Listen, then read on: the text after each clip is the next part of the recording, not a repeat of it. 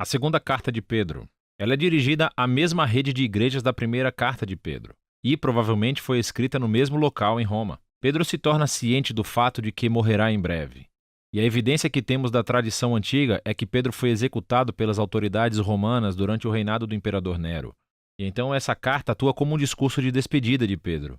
Ele começa por oferecer um desafio final, que os seguidores de Jesus devem ser pessoas que nunca param de crescer. E esse desafio é seguido por dois avisos finais sobre um crescente número de mestres corruptos que estão desencaminhando os cristãos nessas comunidades da igreja. Primeiro, pelo seu modo de vida corrupto, e segundo, pela sua teologia distorcida. Por toda a carta, Pedro combate as acusações feitas por esses mestres contra si próprio e contra os outros apóstolos. E o objetivo de Pedro é reestabelecer a confiança e a ordem para essas comunidades da igreja. Pedro, então, começa lembrando essas igrejas que, através de Jesus, Deus convidou as pessoas a participarem na sua própria natureza divina. Isso é, para partilhar da vida eterna e do amor do próprio Deus, o que é impressionante. E isso requer uma resposta de uma vida inteira. Aceitar essa dádiva significa estabelecer um compromisso para o desenvolvimento dos mesmos traços de caráter que marcam a natureza divina do próprio Deus. Pedro lista aqui 7 que se devem almejar. E a característica final que engloba e completa todos os outros é o amor. O que, segundo Jesus, significa devotar-se ao bem-estar do próximo, não importando o custo ou o retorno.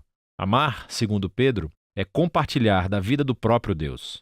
Pedro, em seguida, declara o objetivo da carta. Ela atuará como uma crônica dos seus ensinamentos para serem transmitidos às próximas gerações, pois ele não estará vivo para fazê-lo em pessoa. Então, antes de morrer, ele deseja abordar essas objeções e acusações feitas pelos mestres que distorcem os ensinos de Jesus e dos apóstolos. Pedro, então, aborda uma acusação reproduzida por céticos presentes e futuros, ou seja, que ele e os apóstolos teriam inventado tudo isso sobre Jesus ter ressuscitado dos mortos e ser o rei do mundo. Jesus não vai realmente voltar um dia.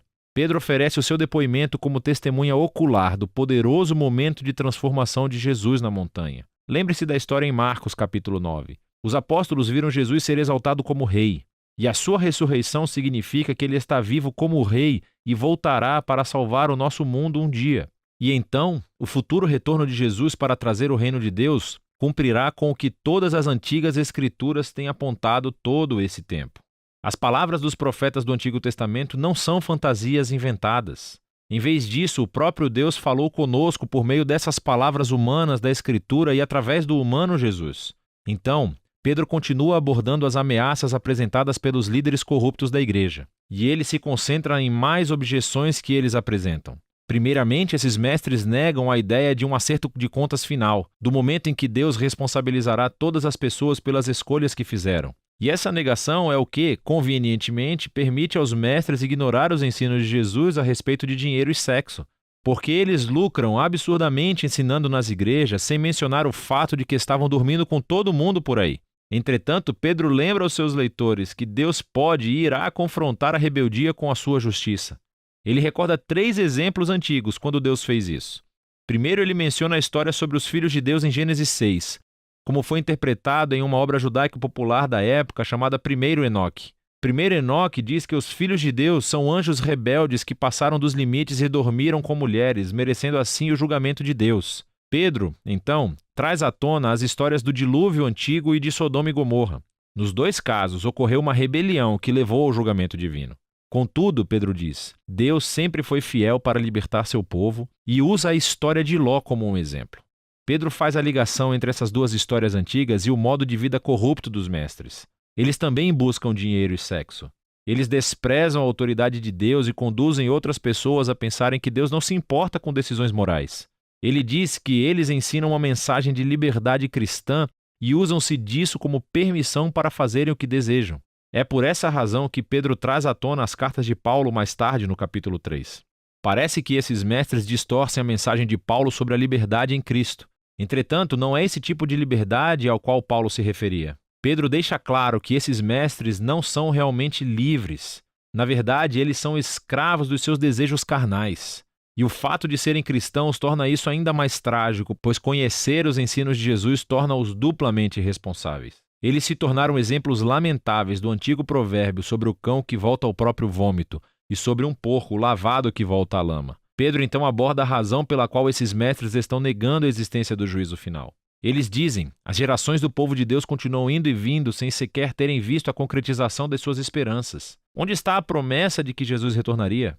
Pedro responde mostrando o quão acanhada é essa objeção. Olhe à sua volta, ele diz. Olhe para esse notável universo que habitamos. O fato de que existimos indica que em algum momento no passado a palavra de Deus interveio de uma maneira notável para trazer algo do nada e colocar ordem no caos. E ele pode fazê-lo novamente. Então, a verdadeira questão é por que Deus está demorando tanto? Contudo, Pedro relembra-nos que a nossa concepção de tempo é extremamente limitada. As longas extensões de tempo através das quais Deus trabalha não se encaixam perfeitamente no âmbito das nossas vidas tão curtas. Esses longos montantes de tempo são, na verdade, um sinal da paciência de Deus, pois a cada geração é oferecida uma oportunidade para reconhecerem o seu próprio egoísmo, para humilhar-se e arrepender-se perante a generosa graça de Deus. E a graça de Deus trará um fim na história no dia do Senhor. Aqui, Pedro se baseia na poesia profética de Isaías e Sofonias, que descrevem o dia da justiça do Senhor como um fogo devastador. Pedro diz: os céus passarão, e a estoiqueia irá derreter no fogo. Estoiqueia é uma palavra grega para os elementos, que neste caso significa a dissolução do universo material. Ou mais provavelmente se referia aos corpos celestes, em outras palavras, às estrelas. Esse é o significado dessa palavra em Isaías capítulo 34, de onde Pedro faz a citação. E nesse caso, esta frase é uma metáfora sobre o céu ser removido, por assim dizer, diante do Deus que vê tudo. E por isso Pedro diz que o dia do Senhor resultará na exposição da terra e de todas as suas obras. O objetivo final da justiça devastadora de Deus não é destruir o universo material. Pelo contrário, é expor o mal e a injustiça e removê-los, para que um novo céu e terra possam existir, mas dessa vez permeados de justiça. Cheios do amor de Deus e pessoas que conhecem o amor de Deus e amam seus próximos como a si mesmos. Pedro conclui dizendo: esta é a verdadeira esperança cristã que Jesus e os apóstolos têm anunciado, incluindo Paulo, cujos escritos podem ser mal interpretados se reproduzidos fora do contexto, mas todos os apóstolos estão de acordo. E assim, Pedro conclui o seu discurso sobre a igreja. Agora, o tom da segunda carta de Pedro parece bastante intenso, mas a sua paixão vem de uma sólida convicção de que Deus ama este mundo e está determinado a salvá-lo por meio de Jesus. Isso significa que o amor de Deus deve enfrentar e lidar com o pecado e a injustiça que arruinaram com seu mundo amado. E, em seu tempo, Deus o fará, revelando um novo futuro para a humanidade e para o próprio universo. E por isso, 2 Pedro oferece uma visão ampla e expansiva da esperança para todo o mundo e nos desafia a fazer uma avaliação das nossas vidas diárias. E é disso que se trata a segunda carta de Pedro.